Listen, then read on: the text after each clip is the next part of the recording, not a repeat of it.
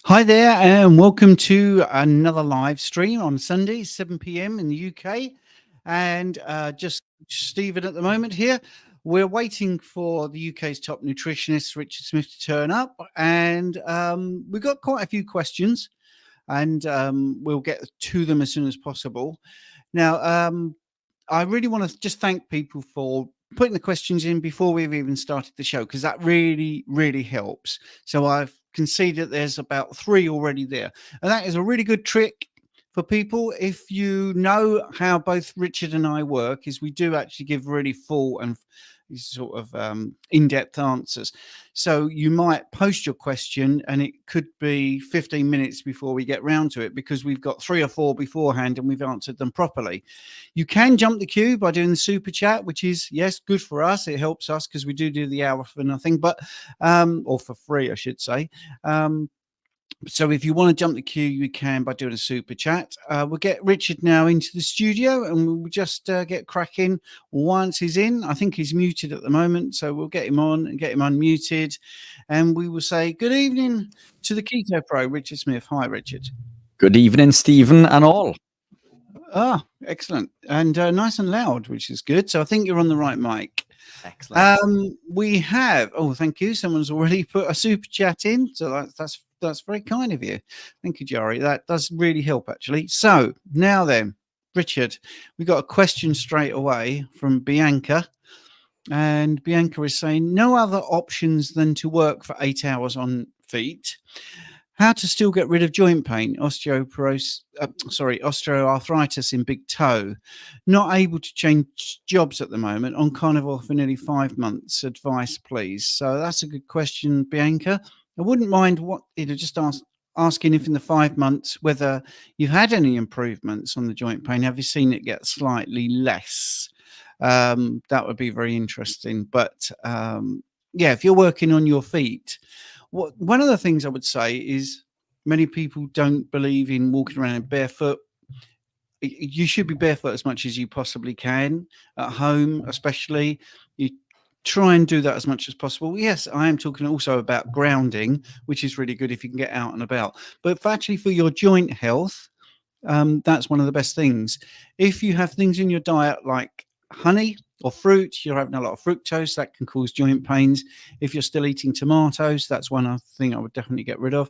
One of the supplements I think is really good for toe pain is glucosamine, or glucosamine, as some people call it. But anyway, Richard, do you have any thoughts on that?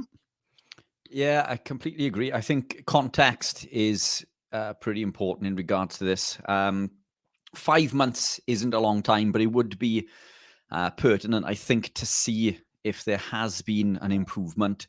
If it is sort of osteoarthritis, that is an autoimmune issue, which is primarily caused through intestinal permeability.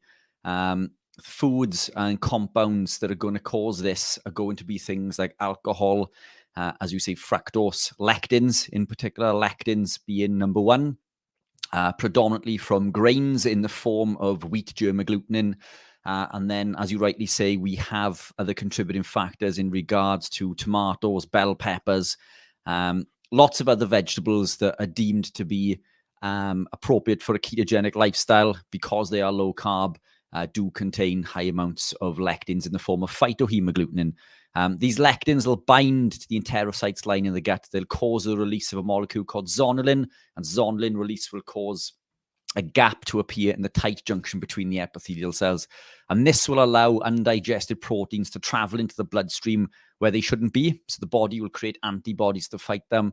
And then through a process called molecular mimicry, the body begins to attack other proteins in the body that looks the same. So this is what an autoimmune issue is. And again, other contributing factors, which could be from a carnivore-based lifestyle, would be milk, maybe butter, cheese even. So, you may need to gravitate deeper down that rabbit hole, but you also may not. I mean, 5 months is not a long time. These could still be effects from living a lifestyle high in compounds that would cause intestinal permeability. medications also will cause this, so on and so forth. So, if you still consuming medications while living a carnivore lifestyle, these could also be contributing to that. Nothing's overnight, even though the lifestyle sees some incredible transformations. We need to give adequate time to this, but it would be important, I think, to see if there have been any improvements, Bianca. What can you do now? Make sure you avoid things that contain oxalates. Oxalates will also bind to calcium and build up in the joint, and they will give arthritic type pains. For those who are living a carnivore lifestyle, some still consume things like cocoa, maybe nuts and seeds. I know they're not predominantly carnivore, but there are people. When I speak to people who live a carnivore lifestyle, quite often they consume other compounds that are not just meat, eggs, fish, and cheese. And that's typically what I would consume. If it were me that was still suffering with this, I would go to a lion diet. And the reason that I would do this is that there are a number of compounds, even within the carnivore lifestyle, that can cause inflammation. So again, it could be gout issues. And gout is an inflammation. It's an inflammatory problem. If there is inflammatory within that big toe caused by being on the standing on your feet all day, this is only going to be further exacerbated by certain compounds like aged meats. It could be exacerbated by coffee. Now, coffee is a massive contributing factor, and we can get deeper into this as we go, because that is something that I've made a personal change with recently, after being a huge advocate of using coffee. But we'll leave that a little bit later on. Eggs also contain a protein called overmucoid, which could cause issues. As I say, cheese, cooking in butter, aged meats, pork, chicken, because of the higher linoleic acid content. If the higher linoleic acid content is going to cause a pro-inflammatory state, this could also be causing and contributing to that inflammation. So look, there's plenty of levers to pull. But that, if you do have time to come back, Bianca, it would be interesting to see how you have seen, if any, improvement currently. If you're not already a member of Stephen and myself's private group, then feel free to join that. We go live in there every Monday. I think, are we moving to 8 p.m. tomorrow, Steve? Is it tomorrow? Yeah, 8 p.m. Brilliant. By popular demand. I know it's going to upset a few people, but more people, something like 4 to 1, wanted it at 8 p.m. So we're doing it at 8 p.m. Perfect.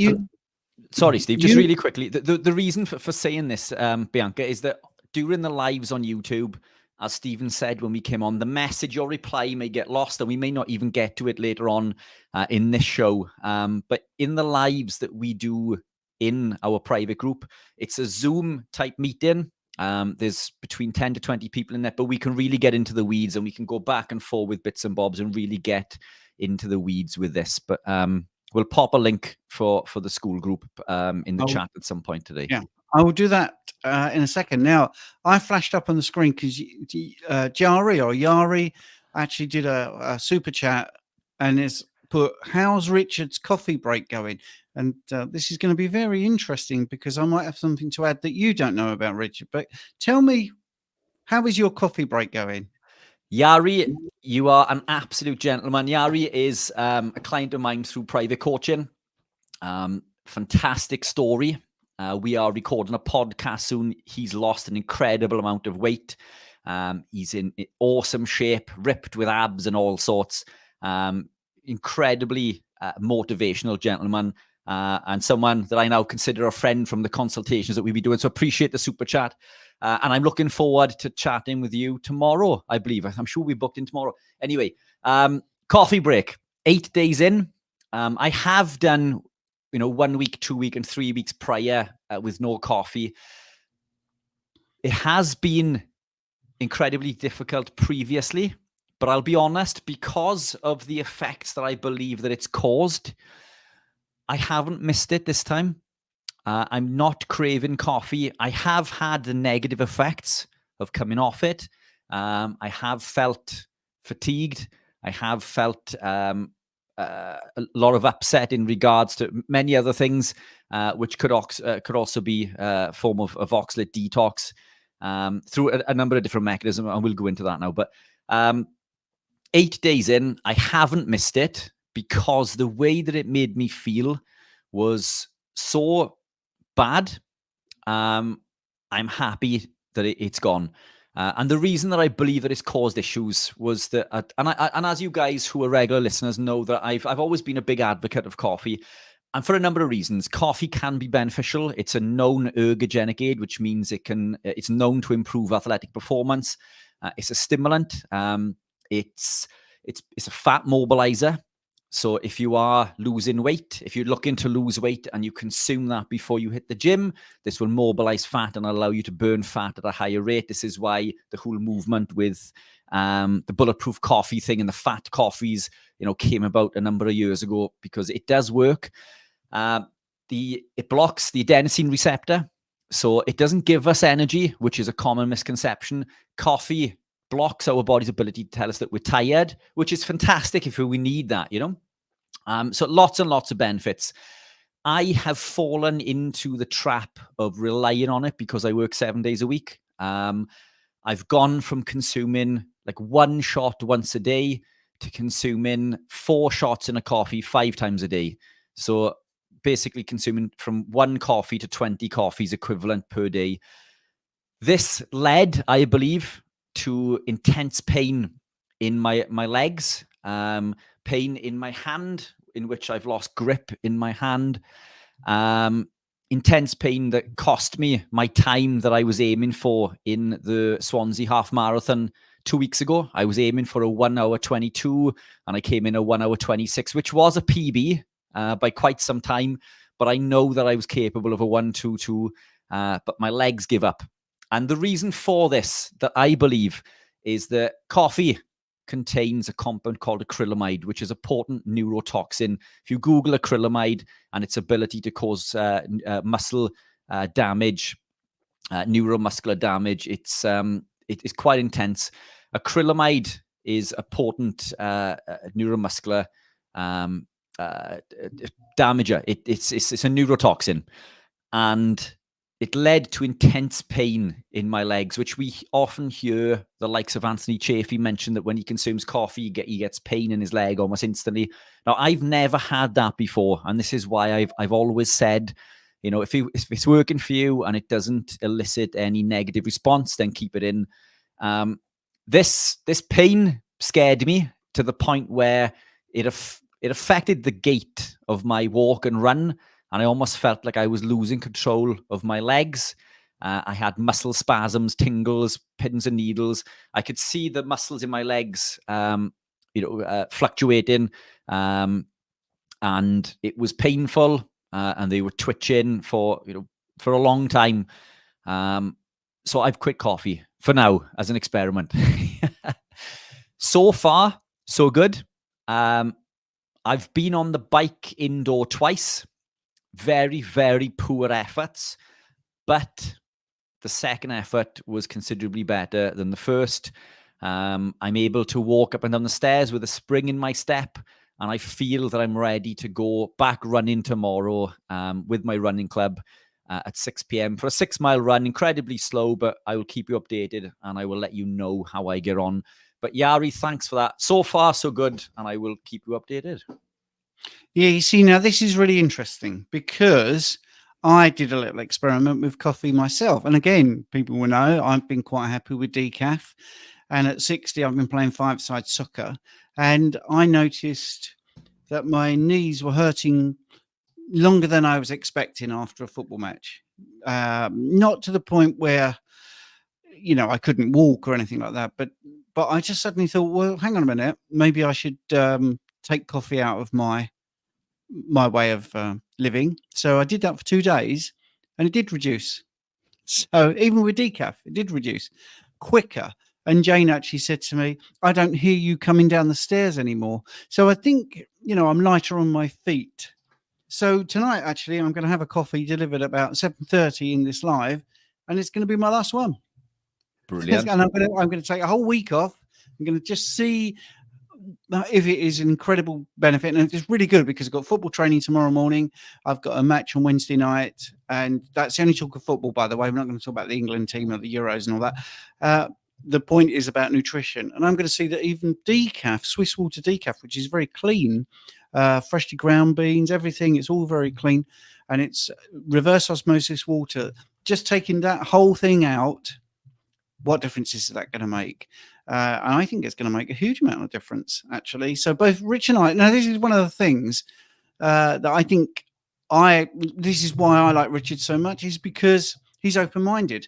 And I honestly believe if you are a carnivore, you should be open-minded. So even if you get to a point after 3 years where everything is working for you and suddenly something isn't, instead of thinking it can't be what I'm doing, it could be. And yeah, if you've been eating, let's say, aged cheeses for 3-4 years and it's never been a problem and suddenly it is, it could be that you just got to the level of histamine dosage that isn't good for you. So always be mindful of what you're doing and be open-minded, and don't think, oh well, I've been great for 3 years and I've changed nothing, so it can't be what I'm eating, it's got to be some other thing. Because it might not be. It might just be what you're doing. Right. Okay. Really common question. And it's PD Oxregan 1. Anyway, cravings for sweets never, in big capital letters, stop. I've tried increasing fats, eating smaller meals, increasing calories, etc. I walk, ride horses, and strength train. Feels like a dopamine issue. Help. Yes, well, it could be a dopamine issue. I'll go through some sort of basics about cravings. One of the things that's really, really common, are you hydrated? You know, that is one of the things that we talk about ever such a lot, especially as Richard is, you know, the expert with the electrolytes, being a designer and distributor of electrolytes. But I just think it's underestimated for cravings. I do feel it's very true. If you're not eating enough, that's going to, you know, be an obvious one that could possibly trigger some cravings. If you're not eating enough, if you're under eating, you're very active. You've said that you've tried smaller meals. Have you tried larger meals? You know, are you eating enough? That's the thing. Increasing fats. Well, did you try less fat and more protein? Could you be under eating protein? Because there is the protein leverage hypothesis, which I think is one of the drivers of appetite. Yes, it could be dopamine. You could be eating foods that you're not enjoying as much as you could. Maybe you're avoiding, let's say, lamb. And lamb is beautiful. It could be something that gives you the dopamine hit. So I think that's one of the things. Rich will talk about other things. I know. The reason we're together is to try and give you a broader answer rather than just one of us saying one thing and then viewers commenting and saying, well, you missed this, missed that. Stress can bring on cravings. Lack of sleep, that's another one. So make sure that you're sleeping okay. And also, you know, limit the exposure. So if you've got sweets surrounding you because your family are eating sweets, Rich, I think, has got a separate cupboard, you know, so he doesn't have to go to a cupboard that's got all the different things in. So you have a little section in your fridge, or you have a section in your cupboards. But what do you reckon, Rich? Yeah, I wonder how long this person's been living the lifestyle for, whether they're ketogenic or carnivore. Look, there is an adaptation period. Cravings are incredibly common, especially for sugar. You know, sugar will release dopamine into the mesolimbic pathway, and it's the reward pathway. Dopamine will give us the pleasure in the same way that cocaine and heroin do. This is why sugar is highly addictive. But in order for us to create things like dopamine, we do these through the catecholamines, so the catecholaminergic neurotransmitter synthesis. And we've covered this a number of times. And this involves specific proteins in regard to produce our neurotransmitters, tryptophan, tyrosine, and phenylalanine. But we need cofactors, and the cofactors are typically things like iron, zinc, vitamin B12, magnesium, vitamin B3, B6, so on and so forth. These can be blocked by as much as 100% if we co-consume them with something that contains phytic acid and lectins. So if we are consuming, you know, animal proteins, for example, with, you know, pasta or And I'm not saying this person is, but even vegetables that contain some form of lectin in the form of phytohemagglutinin, these cofactors can be blocked by as much as 100%, and this will further drive our need for the fix. And the thing with sugar is it blocks the prefrontal cortex. So the more we consume it, the more we want it. So the prefrontal cortex is the part of the brain that stops us from making silly decisions. This is the reason that we drive to the garage at 2 a.m. in the morning or to McDonald's. This is how powerful sugar is. So first and foremost, try to strip out any compounds that could be negating your body's ability to absorb those amino acids, our aromatic amino acids, tryptophan, tyrosine, phenylalanine. Avoid anything that contains lectins and phytic acid. This could be nuts, seeds, for example. So, nuts and seeds are they're deemed to be a ketogenic appropriate food because of their low carb. But again, the lectins and phytic acid can be detrimental from the body's ability to create these neurotransmitters. Other things we can do is we can increase things like BDH through just being ketogenic, and we can stimulate this. So I mean, we've increased, the amount of food that we are consuming. As you said, Steve, we could try increasing the meals, but we could also try fasting. We could try extended fasting. This will increase BDNF, and BDNF increases inhibition control, which is typically stimulated by fasting or things like saturated fats and omega-3s, by the way. And omega-3s will also increase cholecystokinin, which is a hormone that helps us block hunger signaling. Glutamine can also work. Glutamine, you can add to water and just drink it if you get sugar cravings. But as you rightly say, most sugar cravings are, in fact, cravings for salts. And this is one of the biggest mistakes I think that we make when we gravitate into the lifestyle is that we preference sodium because we're told that, and we do. Sodium is incredibly important. We increase sodium because when we become low carb, insulin drops and it signals the kidneys to release sodium through 4 points in the nephrons in the kidneys, which leaves us devoid of sodium. And this leads to what is known as keto flu, fatigue, nauseousness, and so on and so forth. And this is the main reason that people throw the towel in. So we supplement with salt, with sodium, which is fantastic. And sodium should not be demonized. It's incredibly important. We need way more than we're led to believe. But this sudden change from consuming very little sodium to consuming a lot, it blocks or decreases our body's ability to absorb potassium. Potassium is incredibly important. So now we have a negative balance, if you like, an insufficient balance of electrolytes. We may even be consuming more eggs or more cheese or cream and dairy, which is high in calcium, and calcium competes directly for magnesium. So magnesium deficiency there can also lead into hunger. It could even be oxalate detox.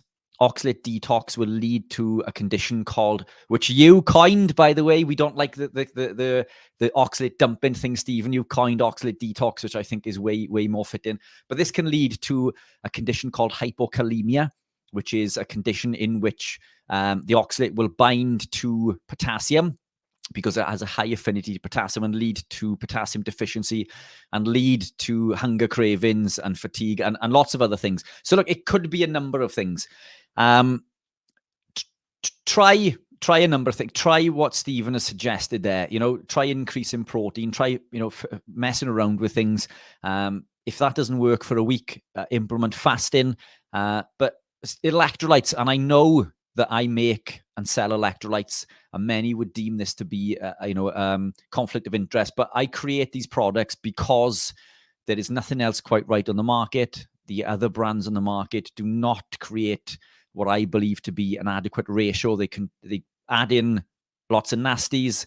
Their ratio affects electrolyte balance within the body. I've created the product that I quite happily use, and I've created it for me to use, and that's not a sales pitch. I'm not telling you to consume electrolytes and buy them from me, but that could be the problem. I'm not here to sell supplements. You can increase electrolytes naturally, and I will tell you how to do this also. Organ meats, introduce organ meats, which are high in electrolytes. You can consume bone broth. You can eat the knuckles on the chicken bones. You can eat the meat that's attached to the bone, the connective tissue. You can eat fish bones. If you buy sardines and mackerel and things, eat the bones within there. You can take collagen supplements or even increase collagen through consuming more fish. So there are natural ways that you can do this, but these are things that we don't tend to do generally as a society. I do all of these things. I don't make bone broth anymore because I'm too lazy, but I do buy bone broth and I'll just add water and drink it that way. But there are ways that you can do it naturally also. So this isn't by any means a sales pitch, but try implementing some of those and keep us updated. Hopefully next week or the week after, we'll see some positive movement. But remember, every time that you do consume that sweet treat, you are only contributing to that cycle. You need to break the cycle. You need to block your body's ability to block that prefrontal cortex and prevent the body's ability to make stupid decisions, basically. By keeping sugar in, we're only fueling that problem. And sometimes understanding that is enough to break the cycle. To understand that when you do give in, it puts you back to the start, and then these cravings will start again, and you're only fueling that craving further. So we need to come off those sugary treats. And Steve, you're muted. I don't know how that happened. I think I was worried about feedback and stuff like that. But anyway, right. Gemma is asking, well, she's got a 3-part question, but what I'm going to do is I'm going to ask the first question, get Rich to maybe have a quick answer on this. And then we'll go into the second part, which again could be short. And then the third one, which is quite short, because there's a lot of other questions as well. So anyway, Gemma's asking, I've been following a carnivore diet now roughly for 70 days and still very much lacking energy. Also seem to urinate very frequently at the moment. Is this normal, and when might this subside?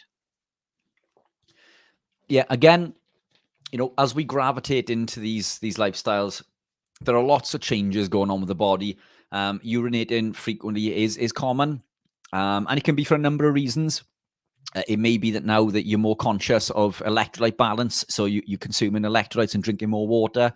Try not to drink electrolytes too late. I do. I even take them to bed. But if it's causing problems with sleep, then maybe take them earlier in the day. But I mean, there's nothing wrong with urinating a little bit more frequently. Maybe your body doesn't require as much water as you think it does. This whole thing with 2 liters a day, I think, is built on. In fact, Stephen knows exactly where this came from, and maybe he can explain that to us. We don't always need as much water as we're led to believe. Drink intuitively, drink when you're thirsty. If you're not thirsty, don't drink. It is normal. 70 days, what's that? That's a little over 2 months. That's not an awful long time into the diet. I should imagine that it will subside, shortly. Yeah, I mean, the lack in energy is because, for instance, protein takes 5 times the amount of energy compared to carbs to process. And also, don't forget that if you're taking glucose out of your diet, you have got excess water that your body will expel. So there's many reasons. I think it is normal for many people, like you say, Rich.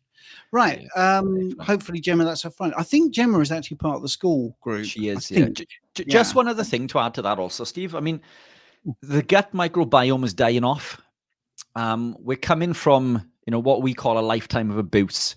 And sugar, glucose is essential for life. And Stephen and I will not argue against that. But exogenous glucose is not required. We make glucose, and we can get into this later down the line. But and I'm not saying that dietary glucose is bad for us also, but excessive amounts is dangerous. This is why we store glucose in the muscle as glycogen.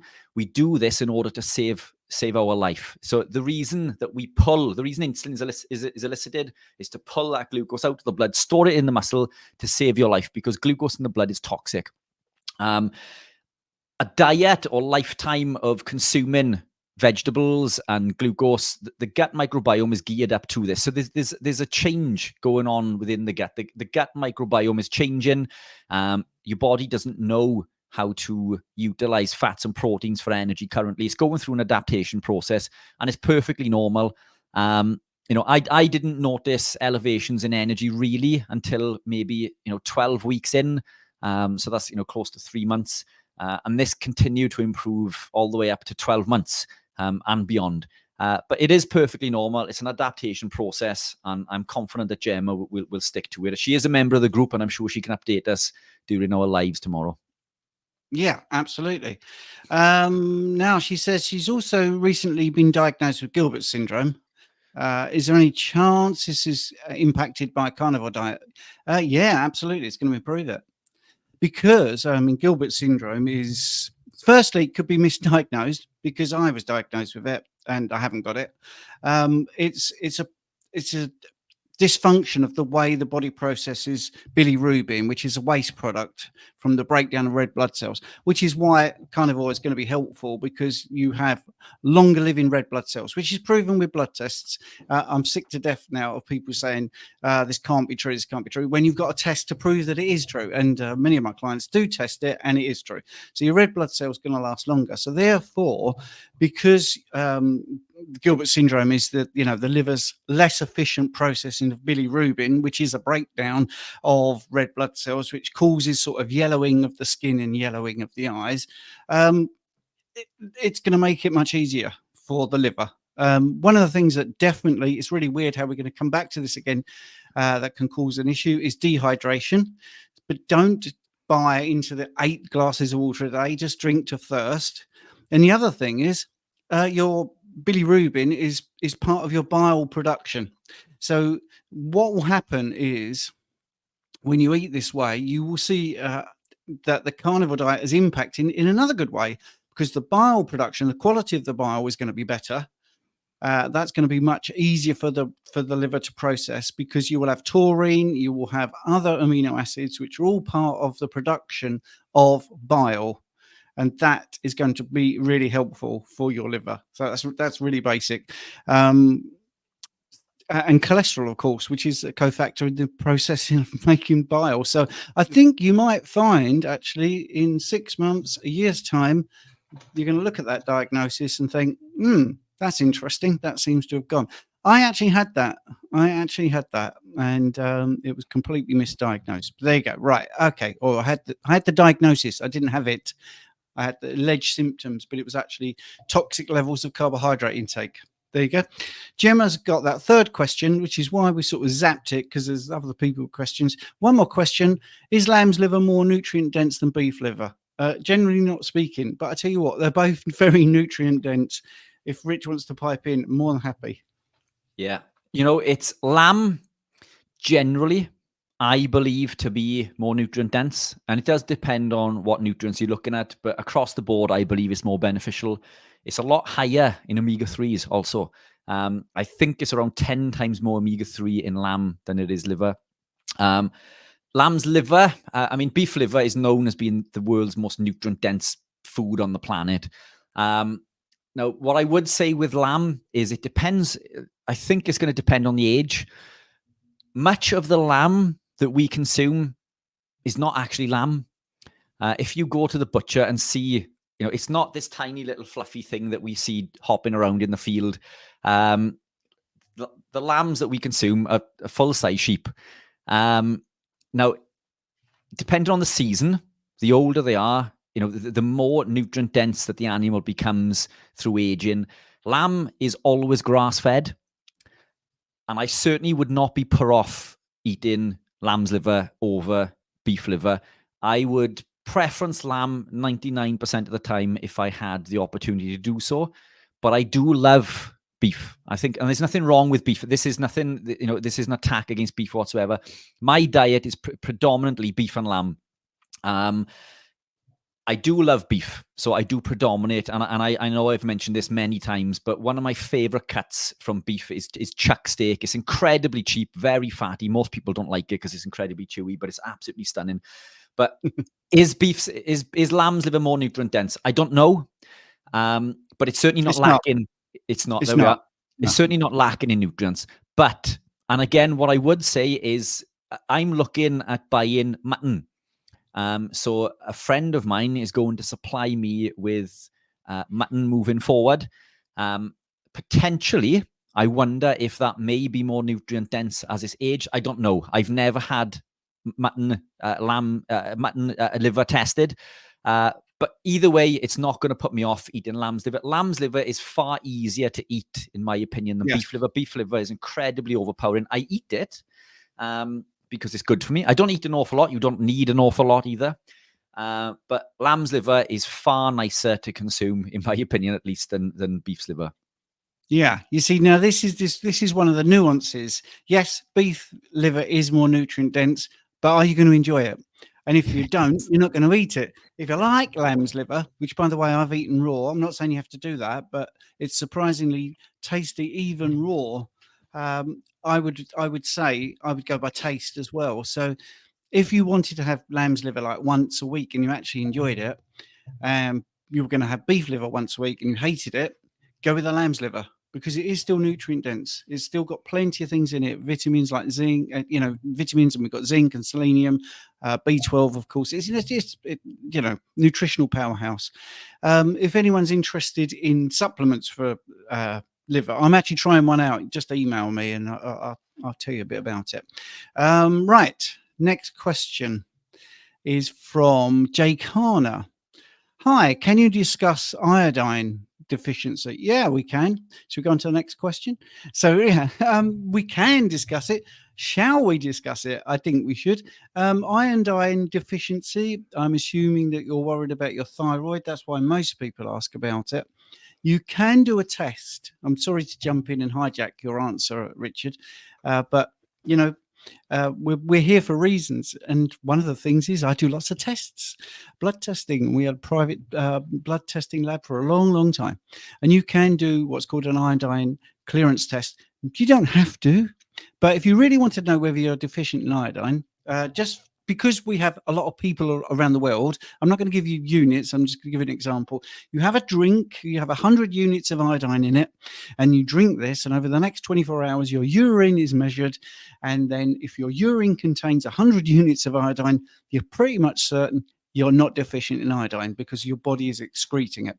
You could also prove Kenberry right by having way too much iodine and seeing that your body excretes even more. So you could have 200 units and it would excrete 200 because it's very good at excreting stuff you don't need. This is why urine tests are pretty good, actually. But they are expensive, you see, because there's a lot of monitoring. So when it comes to the thyroid, why is it important? Well, because the functional units, we've had plenty of talk about this as well. Basically, take iodine, which you get from food, hopefully. Normally, fish is what most people use. Some the vegans use seaweed and all this. And it takes it, converts it into iodide, and then it goes into the functional unit and becomes part of the thyroid hormone process. Really that simple. But I would go with symptoms. If you're worried about iodine deficiency, first thing you can do is look at your symptoms. What are your symptoms? Are they matching with some sort of hyper or hypothyroidism? And you could also look at whether you're getting the cofactors. We just mentioned lamb's liver there with selenium and zinc, two of the great things that are involved in the manufacture of thyroid hormone. So you could be having a thyroid issue from historical low carb, low fat eating. So that's my 2 pence. That's my little bit of a preamble. And Rich obviously has a lot more to add as well. Yeah, which the compounds you mentioned also found in my electrolytes along with iodine, by the way. So just food for thought. But look, it's Jay. Jay's a good friend of mine. We've spoken many times over the years. He's been to a couple of. I think, in fact, Jay may have been at the PHC conference. Anyway, have you eaten or do you still consume cruciferous veg?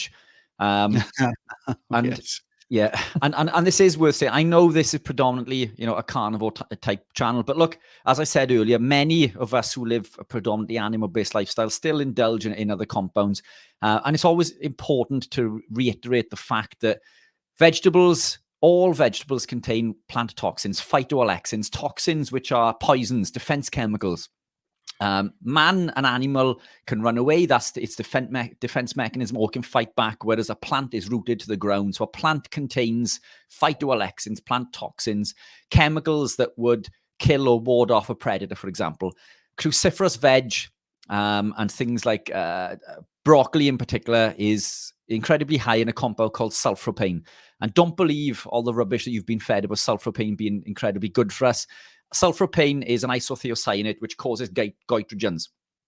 Some of this toxin is detoxed immediately, but what's left circulates in the blood and it competes with iodine for absorption at the thyroid, preventing the gland from producing thyroid hormone. So one of the biggest contributing factors for me on improving iodine absorption in the body is removing things like broccoli and your other cruciferous veg, which may be high in other compounds, and such as the isothiocyanates and many others. These compounds are not good for us. And I know that many listening to the channel will live a ketogenic-based lifestyle, and broccoli and things are preference on that. And I'm not saying that you need a lifestyle without them. If you were living a ketogenic lifestyle with vegetables and thriving, then that's fantastic, as I was in the early days. But if you are worried about iodine absorption, then we need to remove the compounds that are going to block your body's ability to absorb iodine. And those in particular, broccoli and cruciferous veg in general, will do this. So remove those. And as Stephen says, if you are concerned, get an iodine clearance test and go from there. But many of us, once we remove those vegetables, tend not to be deficient in iodine. Right, absolutely. So that's a great answer.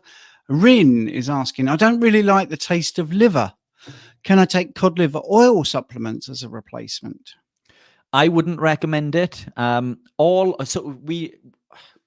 get into this a little bit, and I won't go into too much detail, but oils oxidize. Now, we know that vegetable oils, seed oils are high in an oxidized omega-6 called linoleic acid.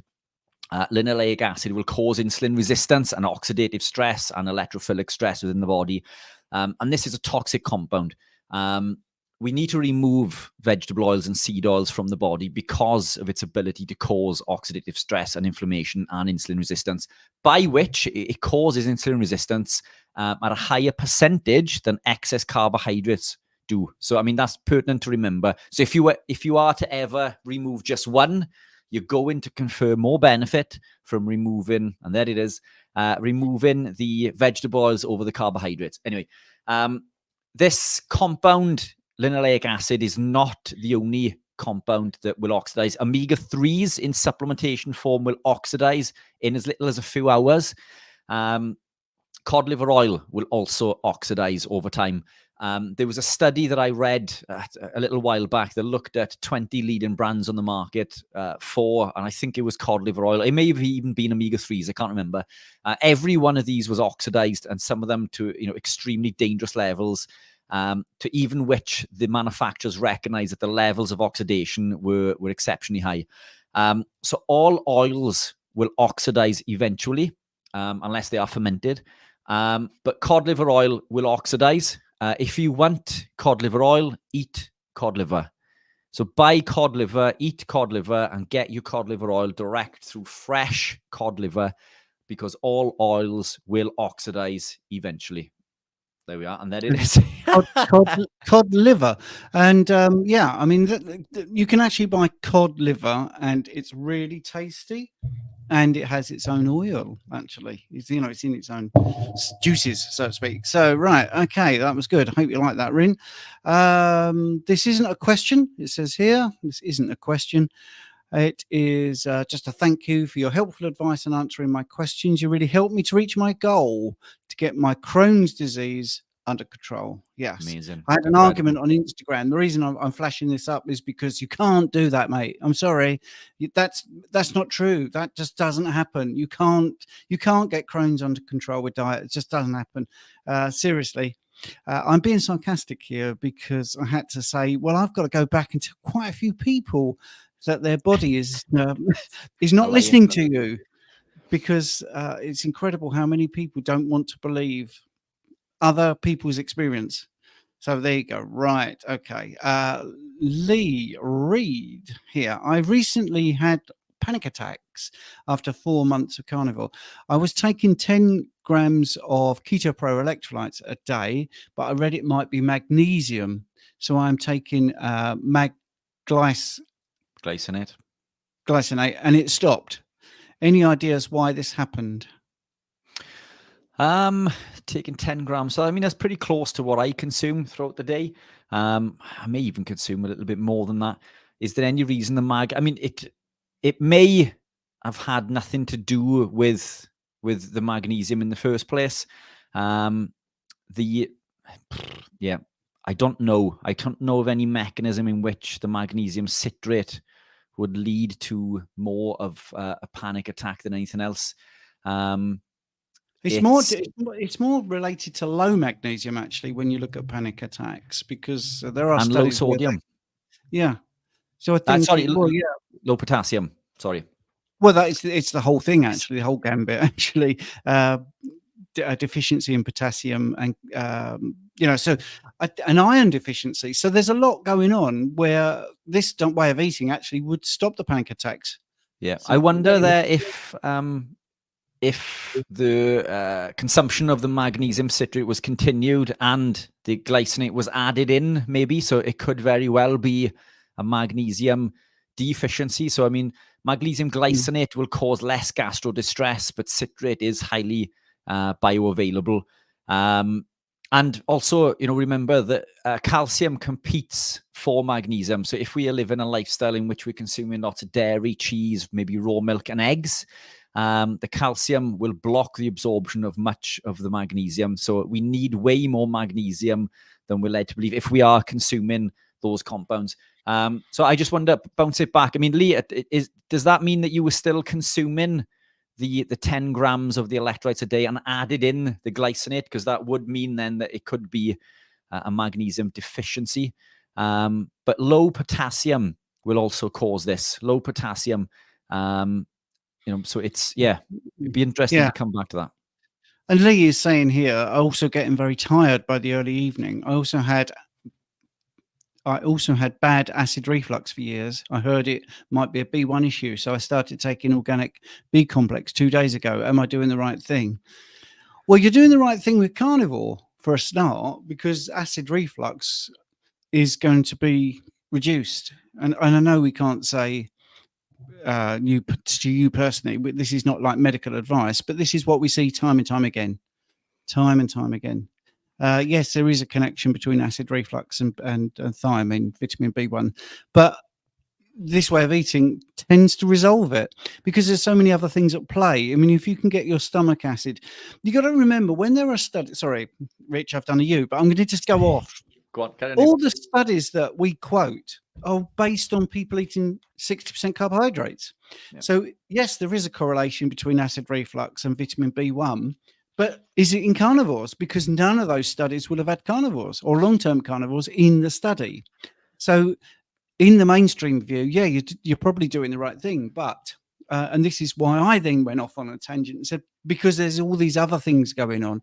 If you improve your stomach acid, because that fantastic amino acid taurine is in a lot of what you eat, that's known, and they've proved that with interventional studies. Forget what the person's eating. That's an actual study where they introduce taurine and see what happens. The stomach acid goes up. They take the taurine out. The stomach acid depletes very quickly.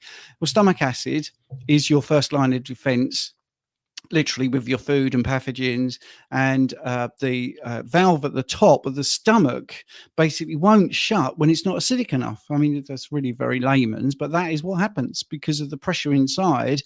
You need, strange enough, more stomach acid for that valve to shut tightly. Makes sense if you look at the physiology of it, because why would it shut tightly if it's not acidic?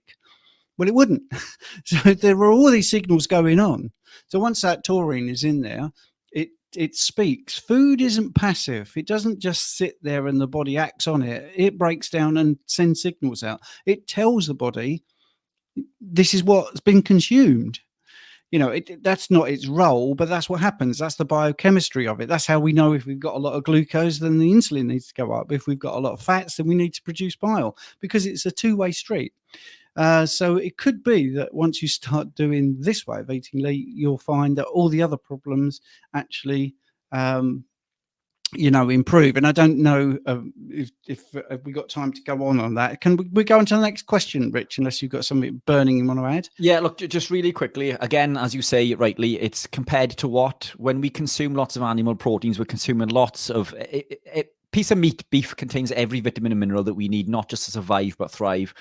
I don't think you need B vitamin supplementation if you're eating, especially lots of red meat. Acid reflux, just for point of reference, is not caused by low stomach acid. High stomach acid, sorry, is caused by low, which can be remedied by zinc, which is high in red meat also. Acid reflux is generally a condition in which lectins will bind to mast cells in the gut and cause acid reflux. So if you are living a lifestyle that contains lots of lectins in the form of grains, nuts, seeds, vegetables, bell peppers, tomatoes, so on and so forth, this will lead to acid reflux, as will things like alcohol.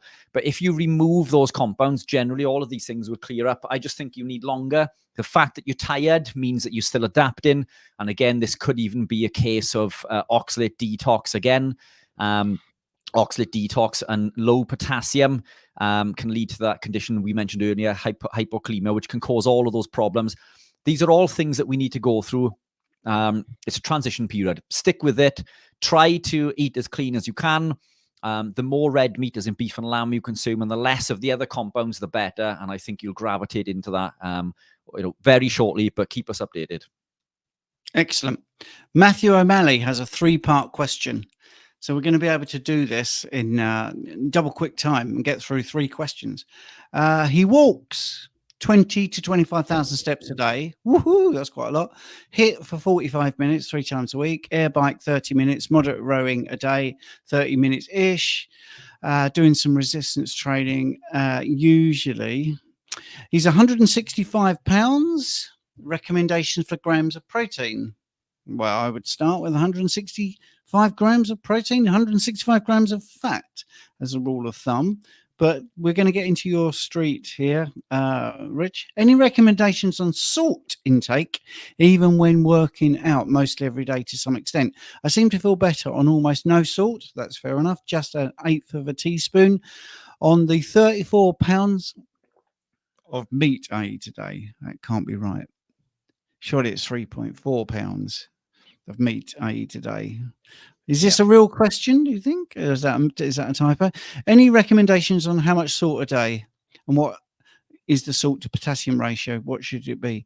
Active body seems to want 3.5 to 4 pounds of meat a day. Seem to feel better with less salt and only 1/8 of a teaspoon.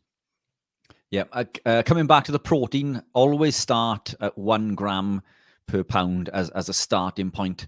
So 165 grams. You can drop that down to 0.82 of that, which is the bare minimum that you need in order to heal, repair, and grow.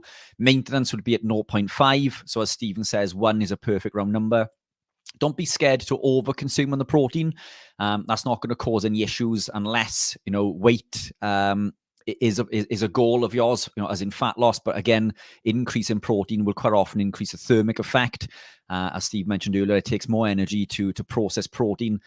So it'll cost the body 35% up to 35% of its energy. And I won't use the word calories because we don't work in calories to process that protein. So one gram per pound or more.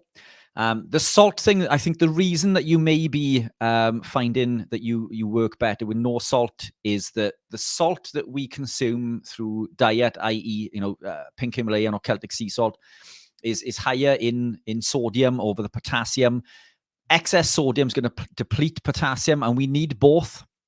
So the body requires 4 times more potassium than it does sodium. Now, if we look at a piece of meat, it's around that ratio. So a piece of beef, for example, will contain 4 times more potassium than sodium.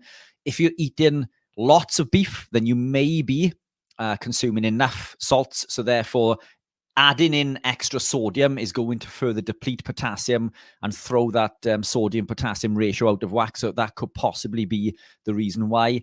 I use the electrolytes because the ratio, I believe in there, works synergistically with our natural ratio, and that helps me power through workouts.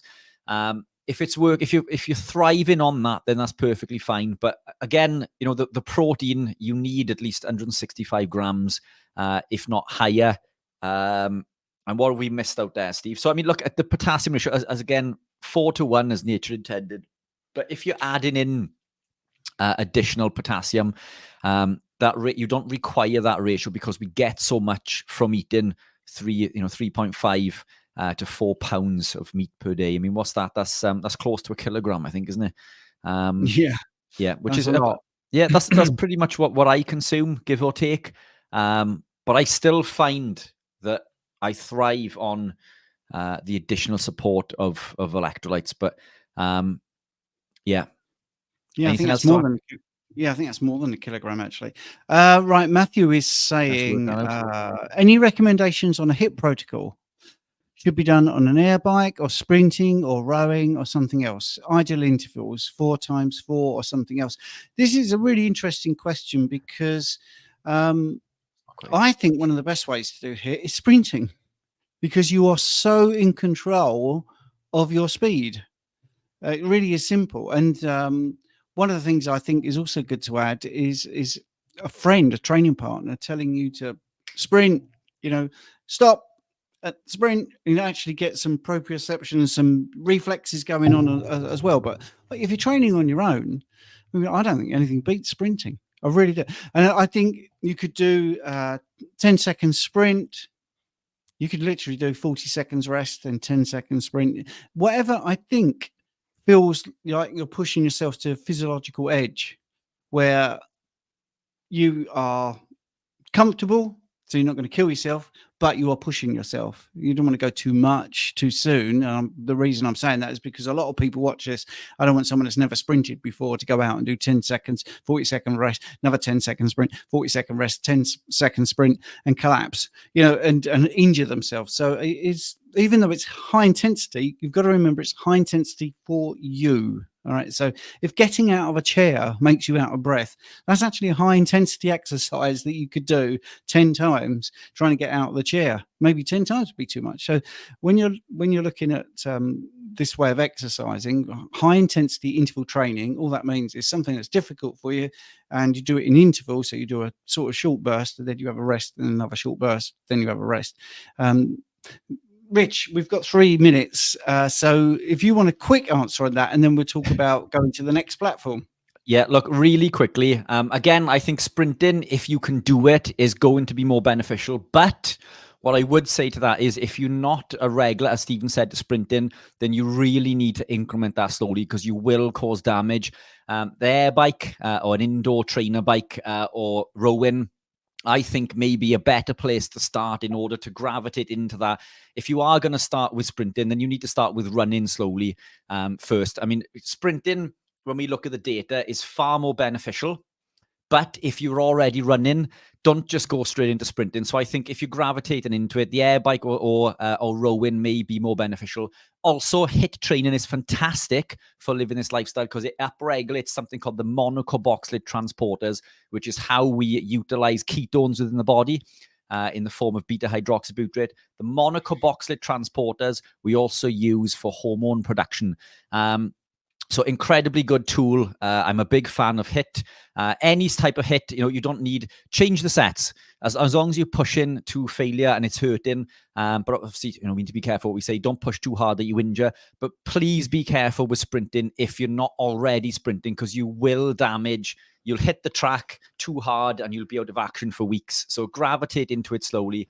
Air bike or rowing for me would be the first, maybe the segue into the HIIT training, and then implement running or sprinting through running generally. Was that quick enough? That was great, mate, because we've got to talk about the other platform that we're on from 8 p.m. in the UK, which is in a couple of minutes' time, which rhymes with Apple Crumble. Unbelievably, we can't mention this platform that we're going to be on this platform, YouTube, which doesn't seem to like people being straight and honest about many things, which is really upsetting. I just want to push again the same thing that Rich mentioned earlier, which is the school community that we run.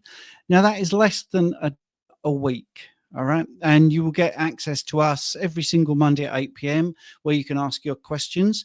Rich doesn't know this. We haven't even been able to touch base. I'm thinking of maybe doing like a diabetes question and answer 101 thing in the week as well. So you'll be able to do that. I'm an obesity and diabetes specialist practitioner here in the UK. So it's really good value. Plus, you've got all the community. You've also got recipes.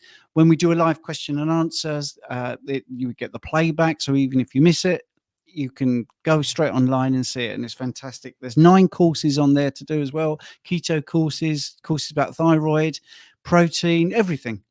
Absolutely everything. Loads of free ebooks. The resources are just second to none, and it's the cheapest thing on the market, really, because a lot of people are charging $30 a month or $45 a month. We are looking at $4, and it really does help to keep us alive and paying the bills. So anyway, in the chat is the link to the 8 p.m.